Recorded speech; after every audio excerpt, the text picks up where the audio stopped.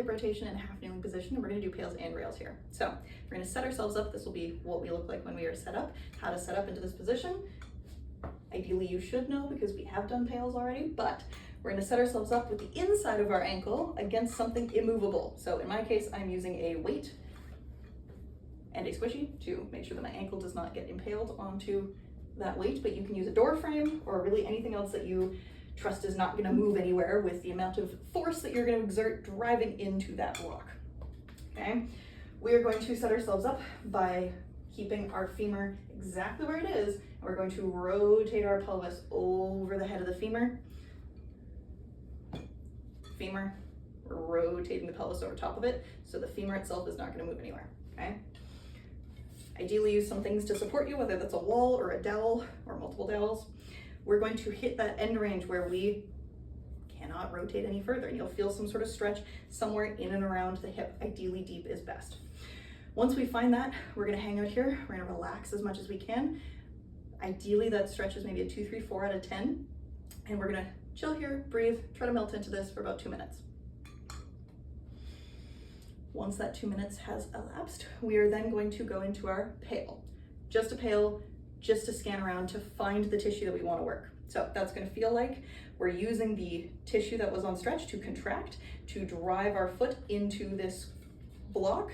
It might also feel like you were trying to rotate the femur.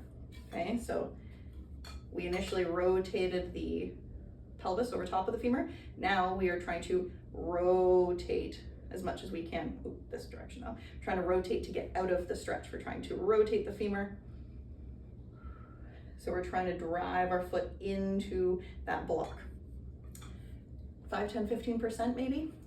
Very minimal effort, just so that you can scan around a little bit and find how you want to create that force, okay?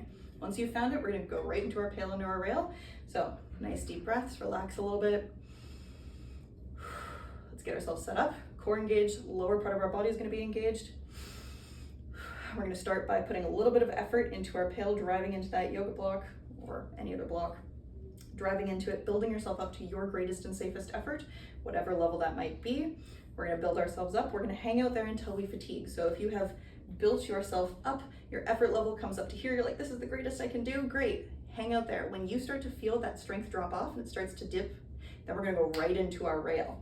So PAIL is driving into this block. Your rail is gonna try to be driving yourself further into the stretch. So your ankle is going to try to almost pull away from the block, and your pelvis or your torso is going to try to pull yourself deeper. I'm not using my front leg. I'm not using the dowels to do this. I am using the tissue and the muscles to pull myself deeper into this position.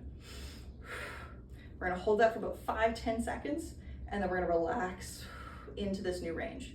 You might have found that that PAIL driving into the block, and then that rail of you trying to pull yourself deeper, pull yourself deeper, pull yourself deeper.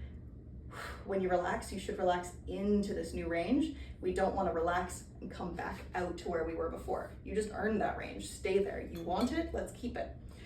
Once you've relaxed there, we want to do a couple of nice deep breaths. Try to hang out here. Remind yourself this is comfortable, this is safe, you are okay, you did wonderful. If you're gonna do a second PAIL rail, go for it. If not, make sure you stay here for 15 to 20 seconds so that you can fully relax and take in all this feedback, and then nice and gently, slowly come out of this position when you are ready.